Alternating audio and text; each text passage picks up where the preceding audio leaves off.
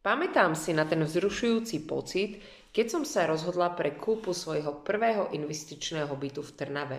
Bol to úplne nový projekt od developera, takže som byt videla najprv iba na plánoch. Investícia do takéhoto papierového bytu si vyžadovala určitú dávku odvahy, ale verila som v potenciál tohto mesta. Nákupná cena bytu bola vtedy kdesi okolo 65 000 eur, čo sa mi zdalo ako naozaj skvelá príležitosť. Sledovala som, ako projekt postupne rastie, stáva sa skutočnosťou a tešila som sa na moment, kedy si byt bude môcť prevziať a začať prenajímať. Roky plynuli a Trnava sa rozvíjala, čo sa odzrkadlilo aj na cene mojej nehnuteľnosti. S úžasom som si teraz uvedomila, že hodnota môjho prvého investičného bytu je kdesi okolo 190 000 eur. A to len v priebehu 7 rokov.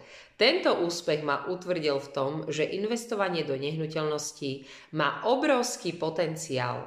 Chceš vedieť, ako nájsť podobné príležitosti v Trnave a ako správne investovať na developerských projektoch? Ukážem ti, na čo sa zamerať a ako minimalizovať riziká.